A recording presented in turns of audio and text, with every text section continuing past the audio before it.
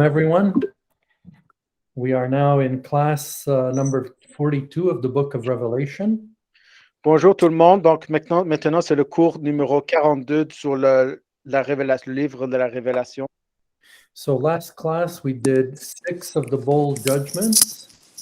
Si vous vous souvenez, le dernier cours, nous avons étudié les jugements des 6 bols de jugement.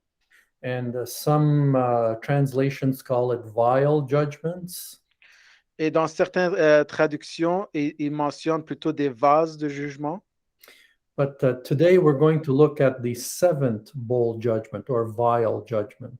Mais dans le cours de ce soir, nous allons étudier les jugements du 7e coupe. And it is the final outpouring of sinners on sinners of God's wrath. Et les jugements du 7e bol ou 7e coupe est en réalité le dernier jugement final de la colère de Dieu sur les pécheurs.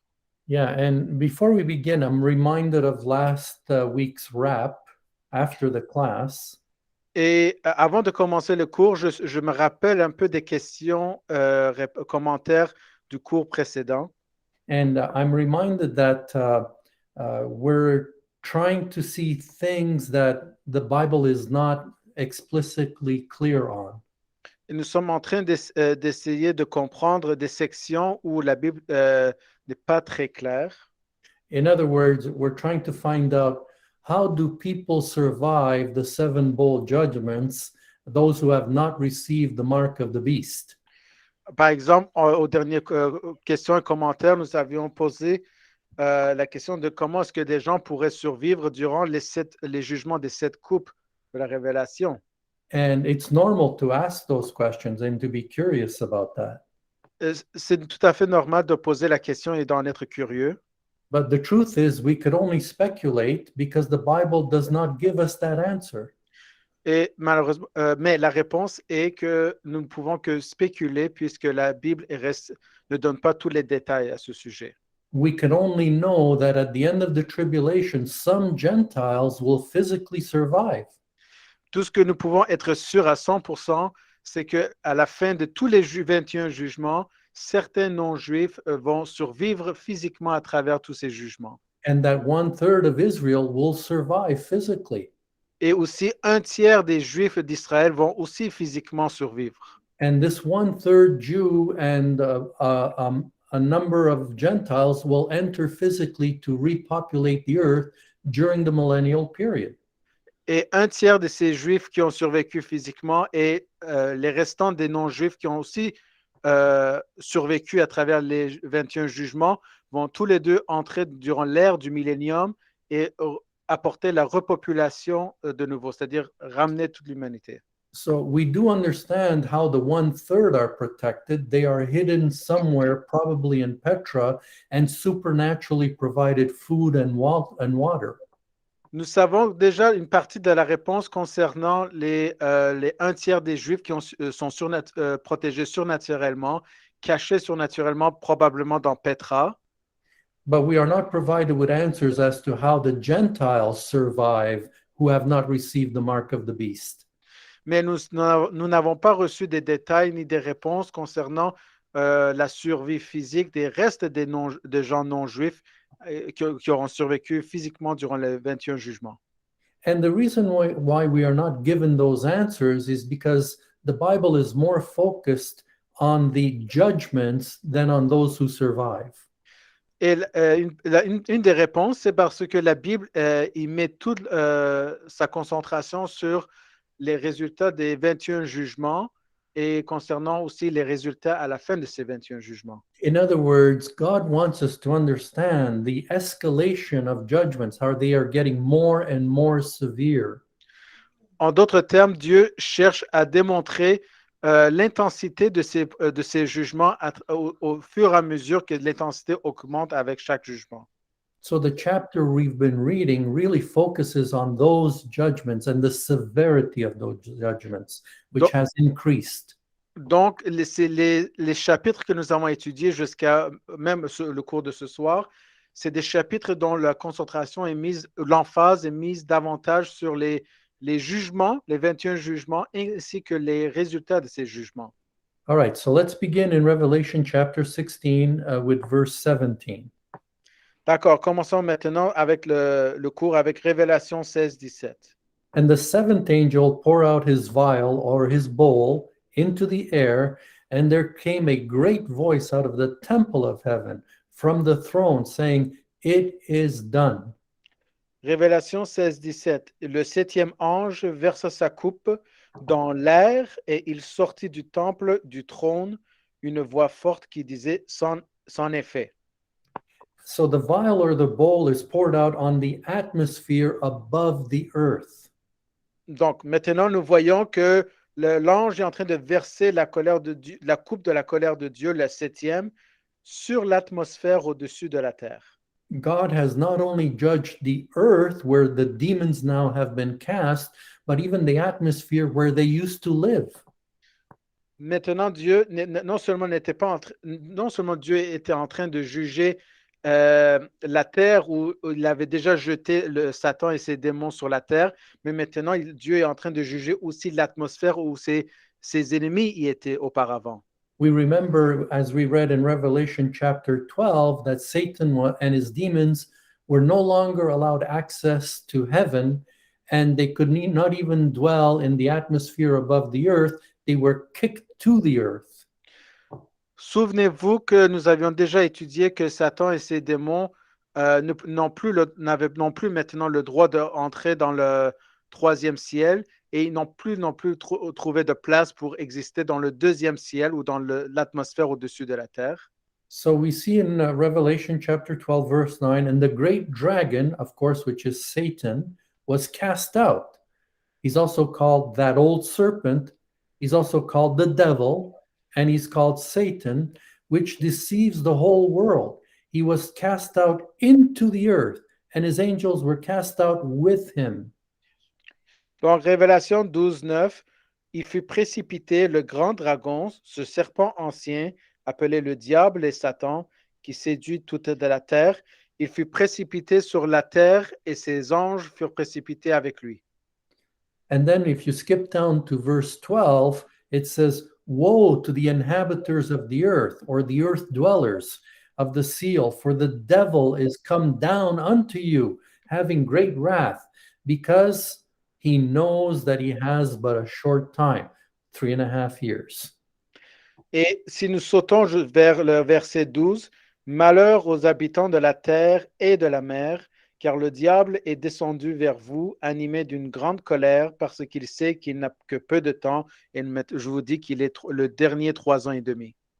So once the bowl was poured out, there's a loud voice from God.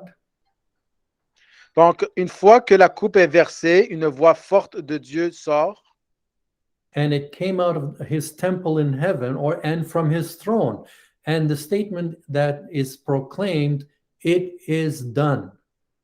Donc, une voix forte de Dieu est sortie du temple céleste de son trône en disant, c'est fait.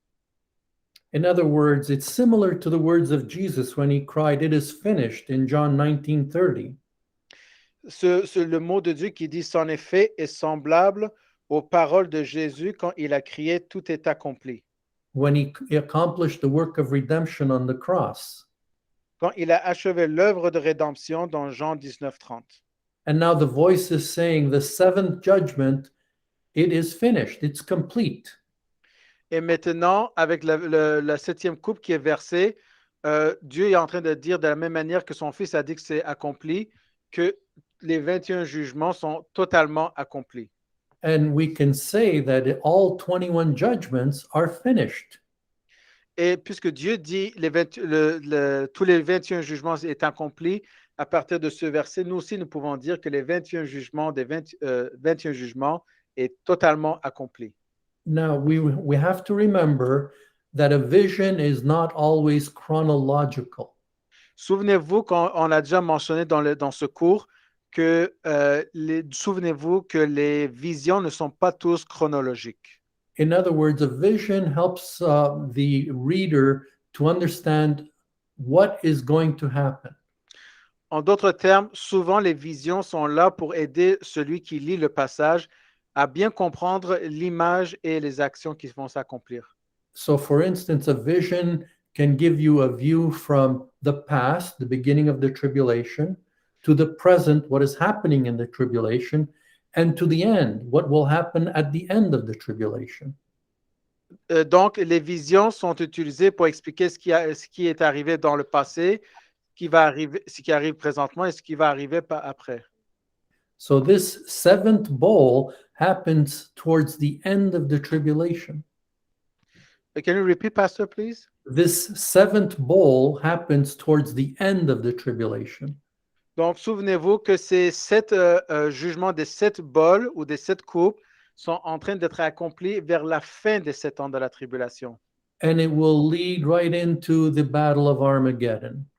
Et ils vont s'accomplir jusqu'à la bataille finale d'Armageddon. But we're not at the end of the tribulation. We're still in Revelation 16, where the one world religion has to be judged and the one world government has to be judged.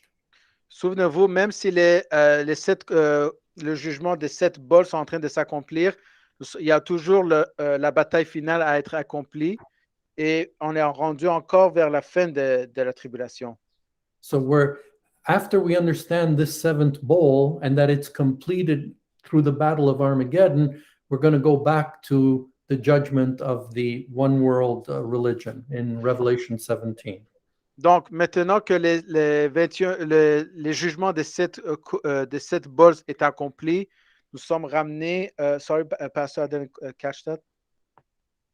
Yeah, so does everybody understand that? A vision does not necessarily have to be chronological. OK, donc les jugements ne sont pas nécessairement chronologiques. Well, the judgments are chronological, but the vision of the judgment is not chronological. Les jugements eux-mêmes sont chronologiques, mais la vision des jugements n'est pas chronologique. Because it can give us a vision of the future. It doesn't mean it's happening right then and there. Car il peut donner une vision des actions dans le futur, mais ça n'arrive pas tout de suite.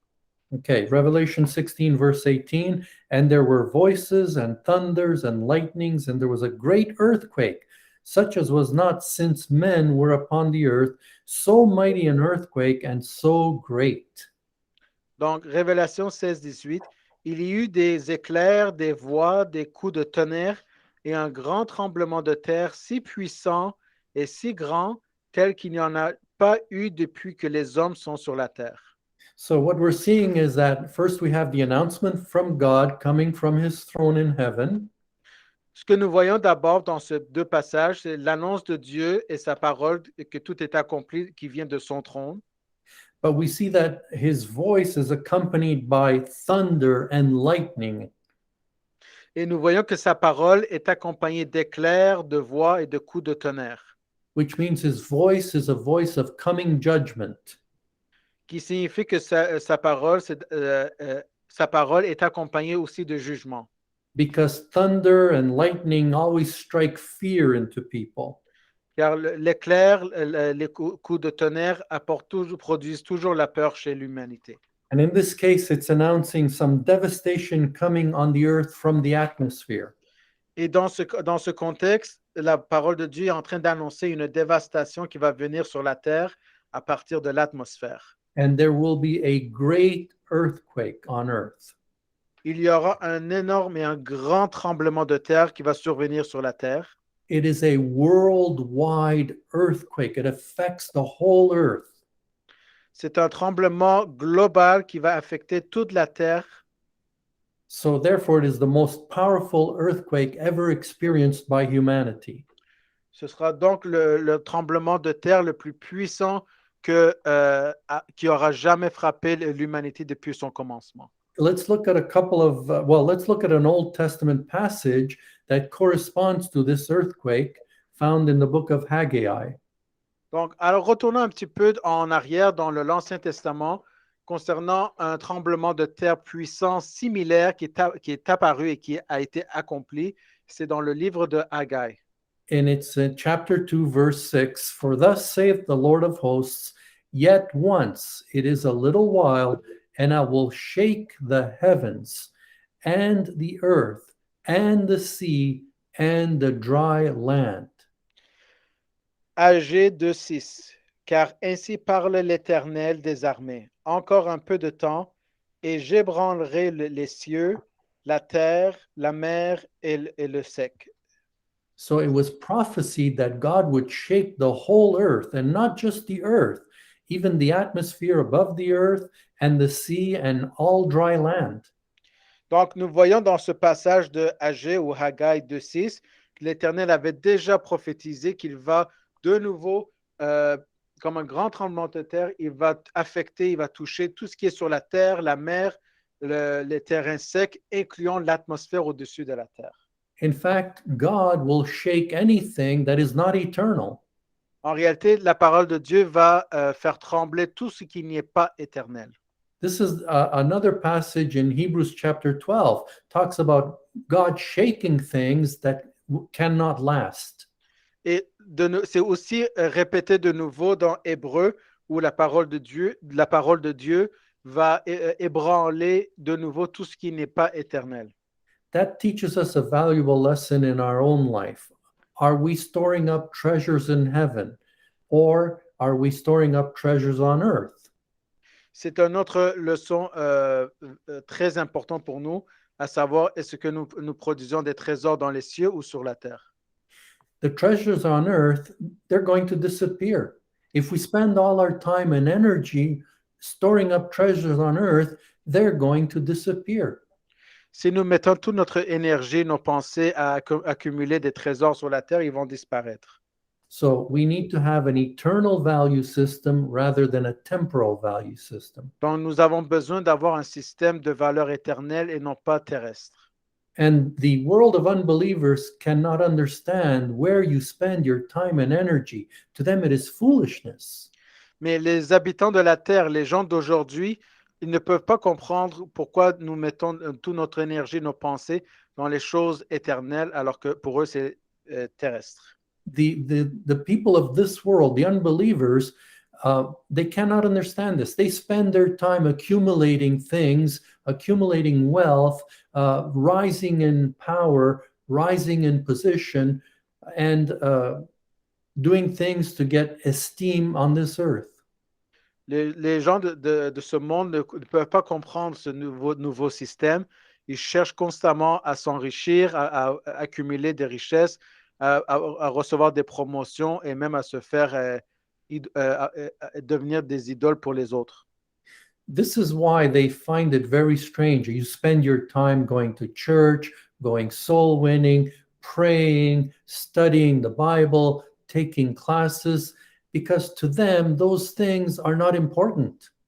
C'est pourquoi ils ne peuvent pas comprendre pourquoi le chrétien s'en va à l'église, il prend des cours de biblique, il s'en va évangéliser, il cherche à mettre ses pensées dans les choses de l'église. But all those things are eternal. They cannot be shaken. So you're not wasting your time.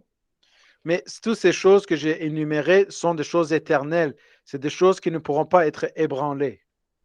Whereas the things that the earth is spending their time and energy are going to be shaken.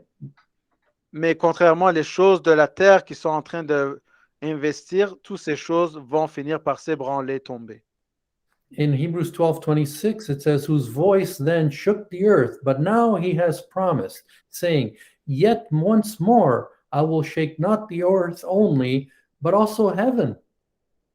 Donc, on retrouve la répétition de ce même prophétie de Dieu dans Hébreux 12:26, lui, dont la voix ébranla alors la terre et qui maintenant a fait cette promesse, une fois encore, j'ébranlerai non seulement la terre, mais aussi le ciel.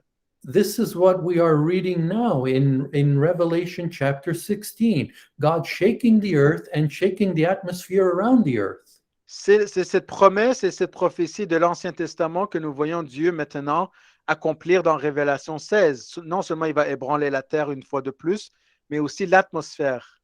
And this is verse 27 explains it. And this word, yet once more, signifies the removing of those things that are shaken, and as of things that are made.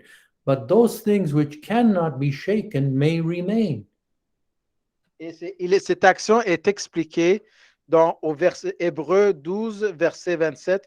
Ces mots, une fois encore, indiquent le changement des choses ébranlées comme étant faites pour un temps, afin que les choses inébranlables subsistent. So we're going to see God in the future during the tribulation period, at the end of the tribulation, shaking the earth. Donc, nous allons voir vers la fin de ces temps de la tribulation, Dieu, vers la toute fin, avec les jugements de la septième coupe, commençait à ébranler tout ce qui est terrestre sur la terre et dans l'atmosphère. What happens when there's an earthquake? Things begin to shake in your house. Qu'arrive-t-il quand il y a un tremblement de terre? Ben, les choses dans votre maison commencent à ébranler. But this will not be an earthquake in a small region. This will be a worldwide earthquake. The whole earth will be shaken. Mais ce tremblement de terre ne sera pas localisé, mais elle sera dans toute la terre et elle sera globale. Let's read verse 19 of Revelation 16. And the great city was divided into 3 parts, and the cities of the nations fell. And great Babylon came into remembrance before God, to give unto her the cup of the wine of the fierceness of his wrath. And every island fled away, and the mountains were not found. Donc, on voit maintenant les conséquences de ce tremblement de terre que Dieu mentionne vers la toute fin de la 7 ans de la tribulation avec la septième coupe, Révélation 16, 19. Et la grande ville fut divisée en 3 parties et les villes des nations tombèrent. Et Dieu se souvint de Babylone la grande pour lui donner la coupe du vin de son ardente colère. Et au verset 20, toutes les îles s'enfuirent et les montagnes ne furent pas retrouvées. All right, this is amazing. The great city is Jerusalem. C'est incroyable. La grande ville, c'est Jérusalem. The worldwide earthquake is going to divide Jerusalem into 3 parts. Ce tremblement de terre global va diviser en 3 parties la ville de Jérusalem que nous connaissons. Now, all the cities of the nations will fall apart. Mais toutes les villes des autres nations sur la terre globale vont s'effondrer. New York City, New York, Los Angeles, Los Angeles, with Hollywood. avec Hollywood. And I could go on and on. All the great cities of the earth, they're going to just fall apart. Et je peux énumérer longtemps. Toutes les villes que vous pourriez connaître ou ne pas connaître vont tous tomber. And there's another city that's going to fall apart. Et vous savez qu'il y a aussi une autre ville qui va tomber aussi. And as I've been saying all along, that I believe that Babylon is a literal city. Ainsi que je vous l'ai déjà mentionné tout le long de ce cours sur le livre de la Révélation, que la grande ville de la Grande Babylone est une cité réellement Babylone. Because it is grouped with other cities. Car elle est regroupée avec d'autres cités. Why would the other cities be literal, but Babylon only symbolic? Pourquoi est-ce que les autres villes seraient littérales, réelles, et non pas Babylone, et qu'elles soient symboliques? Why would, in verse 19, why would we consider the great city, Jerusalem, to be a literal city, and the cities of the nations like New York and Los Angeles be literal cities, and then say, Great Babylon is just a symbol? Pourquoi est-ce que nous accepterions que la grande ville qui est Jérusalem, elle est réelle, et que les villes d'aujourd'hui sont réelles, et que la ville de Babylone ne soit pas réelle? So I believe that this city will be rebuilt and it's going to come apart during the end of the tribulation by this great earthquake. Donc, je crois personnellement que lors le jugement de la septième coupe que Dieu va envoyer sur la terre et l'atmosphère, toutes les villes littéralement physiques de la terre que nous connaissons vont s'effondrer et la grande ville de Jérusalem elle-même va être divisée en 3 sections et la ville réelle et littérale de la grande Babylone va aussi s'effondrer totalement. And it's not just cities. Look what else happens. Every island fled away, and the mountains fell down. You couldn't find the mountain anymore. Et ce n'est pas ce grand tremblement de terre ne va pas aussi affecter seulement les villes littérales de la planète globale, mais les îles et les montagnes aussi vont être grandement affectées. Now let's find out why. Alors, vérifier pourquoi. Why is God flattening all the mountains so that you can't find any mountains worldwide? Pourquoi Dieu est en train de faire disparaître les îles et les villes, mais aussi les montagnes et que nous ne pourrions pas les retrouver. All right, let's summarize it. The shaking is a worldwide earthquake. OK, le tremblement de terre est global. It's devastating for all the nations of the earth and its cities that will fall. Elle sera dévastatrice pour toutes les nations de la terre ainsi que ces villes qui vont tomber. It is also a judgment on the city of Babylon. C'est aussi le même jugement qui va tomber sur la ville littérale de Babylone To give her the cup of the wine of the fierceness of God's wrath, detailed, we're going to see in Revelations chapter 17 and 18.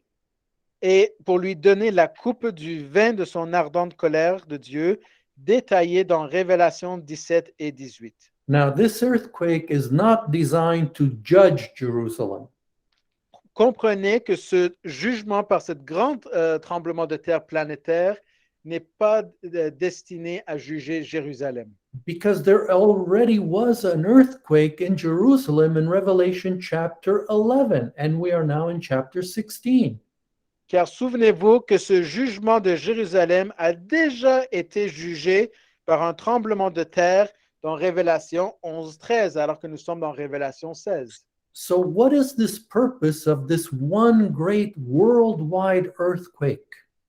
Quel est le but de ce tremblement de terre global et quel est son but ultime? Because God is going to reconfigure the city of Jerusalem and all the earth. Car le but de ce tremblement de terre venant de Dieu a pour but de reconfigurer Jérusalem et la terre. It's to reconfigure the entire earth for the millennial kingdom when Christ will reign as king. Et de préparer le royaume millénaire quand le Christ régnera comme roi. Let's read in Isaiah chapter 2, verse 3. Lisons maintenant dans Ésaïe 2, verset 3. And many people shall go and say, Come ye, let us go up to the mountain of the Lord. So there will be a mountain, even though all the other mountains of the earth have fallen off. Donc, on lit ici dans Ésaïe 2, 3, et beaucoup de gens iront et diront, venez, montons à la montagne de l'Éternel. Souvenez-vous que toutes les montagnes de la terre auront été aplaties par le tremblement de Dieu, brisées et tombées, mais il y aura une montagne qui va survivre, c'est la montagne de Sion, la montagne de Dieu. After this great worldwide earthquake, there's only one mountain that can be found in the whole earth. Après ce grand tremblement de terre planétaire, il n'y aura qu'une seule montagne qui va exister sur la terre à ce moment de la fin de la tribulation, c'est la montagne de Sion, à Jérusalem. It is the mountain of the Lord. C'est la montagne de l'Éternel. And during the millennium, people will say, Come, let us go up to the mountain of the Lord. Et vers le début du royaume millénaire, les gens les habitants de la terre vont dire, allons vers la montagne de l'Éternel, To the house of the God of Jacob. à la maison du Dieu de Jacob. And he will teach us his ways, Il nous enseignera ses voies and we will walk in his paths. et nous marcherons dans ses sentiers. Now, listen to this. Right now, when we want to learn God's ways, we take a trip to the local church, and the local pastor teaches us God's ways. Comprenez que quand nous voulons recevoir les instructions de Dieu, nous allons dans son église locale et son pasteur local nous enseigne sa parole maintenant. During the millennium, the people will not go to the local church. They'll go all the way to Jerusalem to learn directly from Jesus the ways of the Lord. Mais vers le début du royaume millénaire, les gens ne vont pas aller à leur église locale, ils vont physiquement venir jusqu'à la montagne de Sion, à Jérusalem, pour entendre les instructions de Jésus lui-même. Why? Because it says, For out of Zion shall go forth the law and the word of the Lord from Jerusalem. Pourquoi? Car c'est de Sion va sortir la loi et la parole de l'Éternel de Jérusalem. So the preparation of the millennial period starts first by splitting the great city Jerusalem into three parts. Donc, le début du royaume millénaire de Jésus-Christ sur la terre vers la fin de la tribulation commence par le grand tremblement de terre qui divise la ville de Jérusalem en trois parties. And it will alter it in a way that is described in the book of Zechariah. Elle sera modifiée de la manière qui est décrite dans le livre de Zacharie. And before we get into that, we also read that the Mount of Olives will be split in two, creating a new valley running east and west. Et avant d'étudier en détail dans Zacharie concernant justement la reconfiguration de la ville de Jérusalem vers le début du millénium, on voit aussi que dans ce passage, le mont des Oliviers va se diviser en deux, créant une nouvelle vallée allant d'est en ouest. So the city of Jerusalem will be split in three, and the Mount of Olives in it will be split in two. Donc, la ville de Jérusalem physique elle-même sera divisée en trois sections et le mont des Oliviers brisé en deux, ouvert en deux, va créer une nouvelle vallée entre eux. This splitting in two of the Mount of Olives is prophesied in Zechariah chapter 14, verse 4. Donc, l'ouverture et la création de la nouvelle vallée dans Jérusalem, divisée en trois parties, est décrite et expliquée dans Zacharie 14. The split of the Mount of Olives. Et l'ouverture du mont des Oliviers en deux.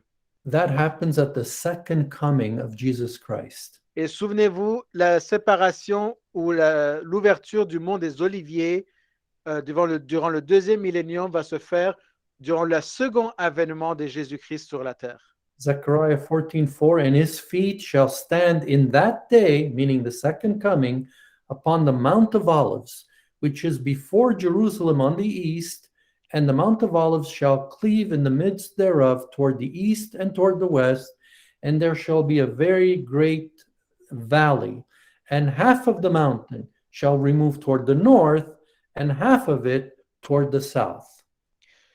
Zacharie 14, à partir du verset 4, les prophéties sur le début du millénium. Et ses pieds, Jésus, se poseront en ce jour-là, c'est-à-dire au début du millénium, fin du septième jugement de septième coupe, sur la montagne des Oliviers, qui est devant Jérusalem à l'orient, c'est-à-dire à l'est, et la montagne des Oliviers s'attachera au milieu d'elle vers l'orient, c'est-à-dire vers l'est, et vers l'occident, vers l'ouest. Il y aura un très grande vallée, et la moitié de la montagne va s'éloigner vers le nord et l'autre moitié vers le midi. So we can see two aspects of this great worldwide earthquake. Nous pouvons voir deux aspects importants concernant ce grand tremblement de terre global.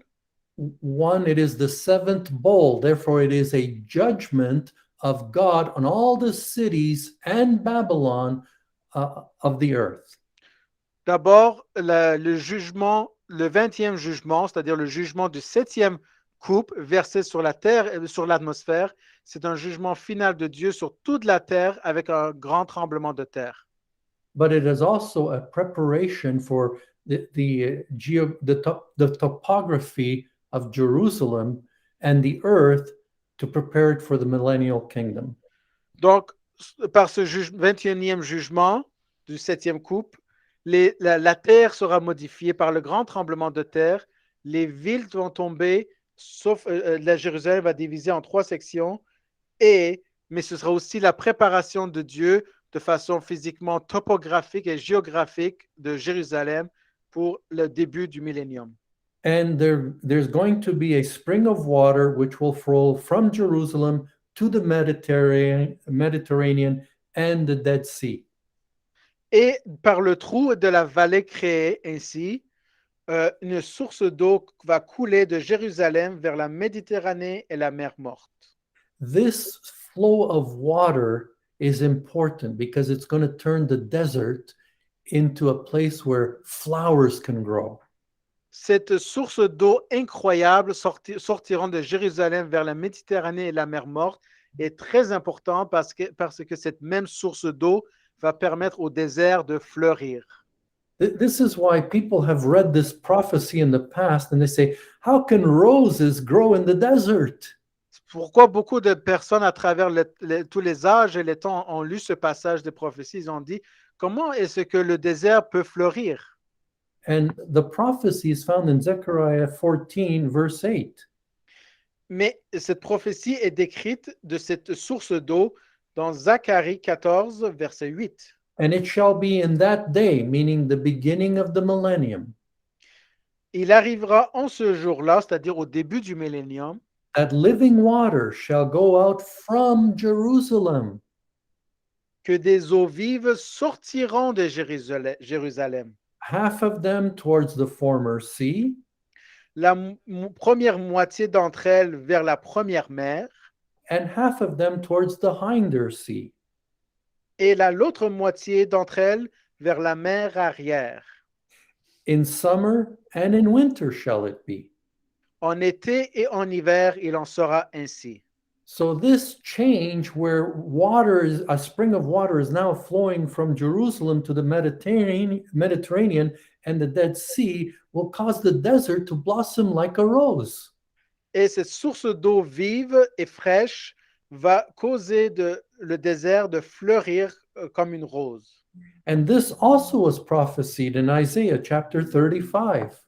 Cette même prophétie a aussi été répétée dans Ésaïe 35. Verse 1, the wilderness and the solitary place shall be glad for them, and the desert shall rejoice and blossom as a rose. Au début du millénium, le désert et le lieu solitaire se réjouiront pour eux, et le désert se réjouira et fleurira comme la rose. So this earthquake causes all the surrounding areas to become flat into a plain, but Jerusalem to be elevated. Ce tremblement de terre planétaire va provoquer l'aplatissement des zones environnantes, une plaine et l'élévation de Jérusalem. Let's read about it as prophesied in Zechariah chapter 14, verse 10. Lisons maintenant concernant cette Jérusalem modifiée dans Zacharie 14, verset 10.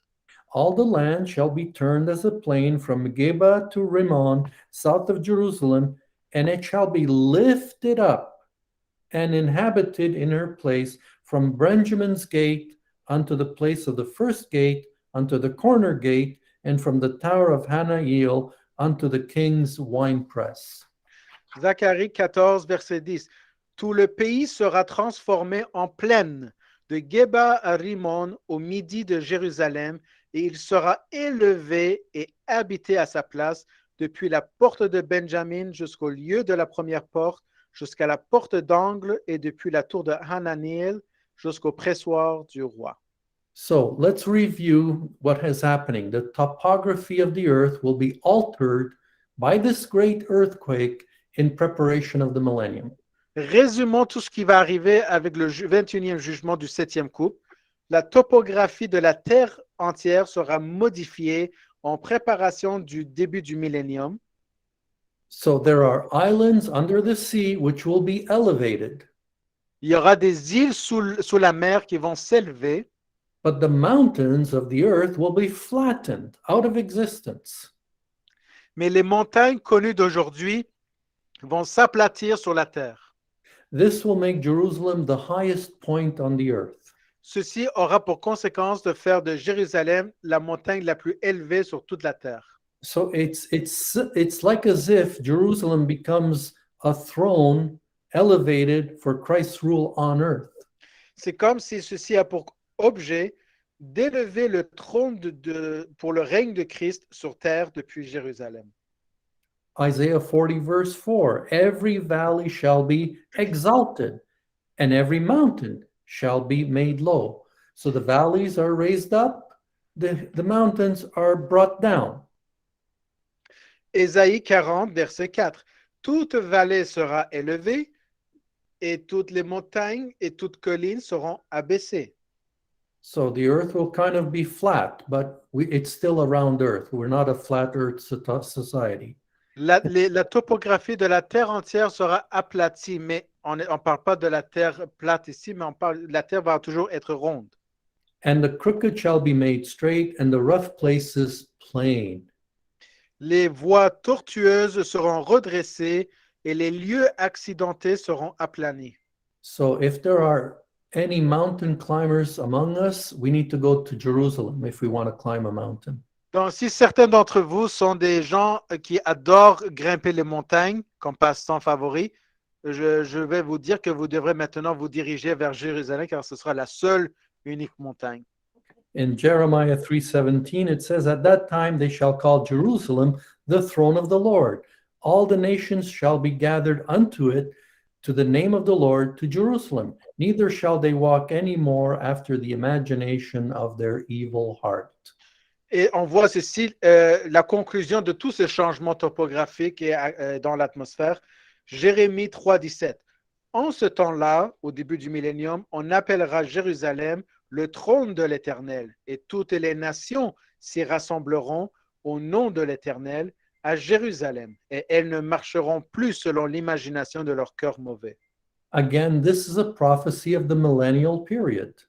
Encore ceci, et tout ceci sont des prophéties du début du millénium. What happens during the millennium? Jerusalem becomes the throne of the Lord. Jesus Christ sits on the throne of David in Jerusalem. Pour conséquence, Jérusalem sera élevée, sera la seule montagne, et le trône elle sera élevé, et le Seigneur Jésus va régner depuis ce trône de David sur toute la terre. And all the nations will be gathered to it. So in other words, during the millennium, there are festivals, and the nations go to Jerusalem to celebrate. Donc, toutes les nations vont se rassembler à Jérusalem. Il y aura des festivités à Jérusalem, et toutes les nations vont aller à Jérusalem pour y fêter.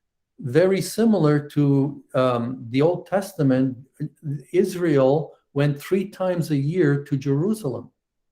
Elle sera similaire aux 3 festivités importantes que Dieu a données aux Israélites de l'Ancien Testament. So all the nations shall be gathered unto it, to the name of the Lord, to Jerusalem. Neither shall they walk any more after the imagination of their evil heart. Why? Because they're learning doctrine from the Lord Jesus Christ. Donc, toutes les nations vont se rassembler à Jérusalem au nom de l'Éternel, à Jérusalem, et elles ne marcheront plus selon l'imagination de leur cœur mauvais. Pourquoi? Car ils vont recevoir instruction du Seigneur lui-même. Because it'll be a time of peace and righteousness. Those are the 2 key words of the millennial period. Et les 2 mots-clés du règne du millénium sera la paix et la justice. All right, now let's get back to Revelation 16. When the earthquake is finished, another devastation occurs. Bon, revenons au livre de la Révélation 16. Lorsque le tremblement de terre a fini son travail d'aplatir la topographie de la terre, une autre dévastation va se produire. In verse 21, it says, "And there fell upon men a great hail out of heaven, every stone about the weight of a talent. And men blasphemed God because of the plague of the hail, for the plague thereof was exceeding great." Révélation 16, 21. Et il tomba, après le tremblement de terre, il tomba du ciel sur les hommes une grosse grêle, chaque pierre pesant environ 1 talent. Et les hommes blasphémèrent Dieu à cause du fléau de la grêle, car son fléau était extrêmement grand. So the earth caused the devastation, renovating the earth for the millennial kingdom, but it's followed by a judgment of 100-pound hailstones. Donc, le tremblement de terre qui continue en rénovant la terre, ce tremblement de terre qui fait des ravages est en train aussi de produire l'arrivée des grêlons d'environ 100 livres. And these hailstones, they come from heaven and they kill men. Et ces grêlons qui ont le poids de 100 livres va causer des dévastations du ciel sur les hommes. Does anyone know the largest hailstone that is recorded in history? Est-ce que vous connaissez quel est le maximum de poids qu'un grêlon a été enregistré sur la Terre jusqu'à aujourd'hui? If you read my notes ahead of time, it is 2 pounds. Si vous aviez lu mes notes avant le début du cours, vous allez voir que la limite du grêlon enregistré sur la planète Terre jusqu'à aujourd'hui, c'est juste 2 livres. But the largest hailstone was 2 pounds. These are 50 times larger. They weigh 100 pounds. Mais ces grêlons qui vont survenir durant le grand tremblement de terre vont faire 50 fois ce 2 livres, c'est-à-dire 100 livres.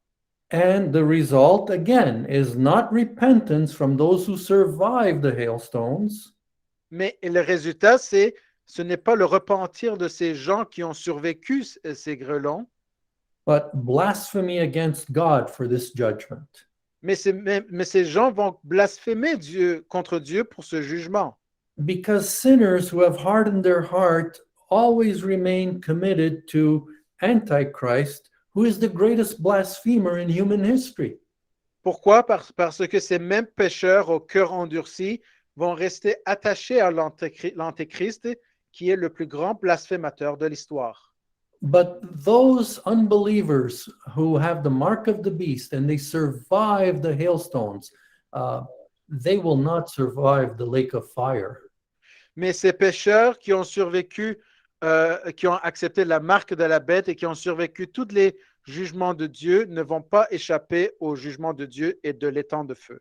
Because they may escape the 21 judgments or survive the 21 judgments as unbelievers, but they will not escape God. Mais ils peuvent peut-être, ces pécheurs, avoir survécu les 21 jugements de Dieu, même incluant le tremblement de terre, mais ils ne vont pas s'échapper au jugement de Dieu. Because at the beginning of the millennium, if they have survived as unbelievers, they will immediately be killed. Donc, ces pécheurs, s'ils ont survécu tous les 21 jugements jusqu'au moment du tremblement de terre, ils ne vont pas, à partir de maintenant, ils ne vont pas survivre ce fléau. Because they will not be allowed to enter the millennial kingdom. It is a place of peace and righteousness. Car ils ne seront pas permis d'entrer dans le royaume du millénium, car ce sera un temps de paix et de justice. Isaiah 43:13, yea, before the day was, I am he, and there's none other, or there's none that can deliver out of my hand. Donc, dans Ésaïe 43:13, oui, avant qu'il fût, je le suis, et nul ne peut délivrer de ma main. For those who are unrepentant and have received the mark of the beast, no one, including Antichrist, will be able to deliver them from God. Donc, tous ces pécheurs, durant les 21 jugements qui ont pris la marque de la bête et refusé de se repentir devant Dieu, seront immédiatement après le tremblement de terre et les grêlons tués avant le début du millénium. Lest we forget that God is a God of grace, we need to remember that over and over during the tribulation, God has offered sinners salvation as a means of escaping his wrath. Au cas où vous auriez oublié que Dieu est un Dieu de justice, souvenez-vous que tout le long des 21 Grace, jugements, the God of grace. Dieu est un Dieu de grâce. Tout le long du 21 jugement, Dieu a continuellement offert le salut aux pécheurs comme un moyen d'échapper à sa colère. And also of escaping the final sentence into the lake of fire. Et même d'échapper à la dernière phase dans le lac de feu. But they keep refusing his grace. Mais ils ont continué de refuser sa grâce. So they have only themselves to blame. Donc, ils n'ont qu'eux-mêmes à se blâmer. No one can say, I am in hell because of God. Personne ne pourra dire qu'ils sont en enfer à cause de Dieu. Instead, they will have to admit, I am in hell because I rejected God's grace. À la place, ils devront admettre qu'ils sont en enfer parce qu'ils ont rejeté la grâce de Dieu et And I rejeté, rejected his only begotten Son, Jesus Christ, as my personal Savior. et qu'ils ont rejeté la grâce de Dieu et rejeté son Fils comme son sauveur. The Bible has warned over and over that today is the day of salvation. La Bible a répété qu'aujourd'hui est le jour du salut. That this decision to receive Christ must not be put off. Que cette décision ne doit pas être différée ou mise en retard. There is a time where God will terminate human history. Il existe un temps où Dieu va définitivement arrêter le temps du règne de l'humanité. Human history is an opportunity for humans to receive grace. L'histoire de l'humanité est une opportunité aux humains de recevoir sa grâce et sa clémence. But there is a time appointed where human history will terminate. Mais il existe un temps prédéterminé où l'histoire de l'humanité va s'arrêter définitivement. Hebrews 4:7, again, he limited a certain day, saying in David, today, after so long a time, as it is said, today, if you will hear his voice, harden not your hearts. Hébreux 4:7, il fixa, c'est-à-dire Dieu, il fixa encore un certain jour, disant en David, aujourd'hui, après un si longtemps, comme il est dit, aujourd'hui, si vous entendez sa voix, n'endurcissez pas vos cœurs.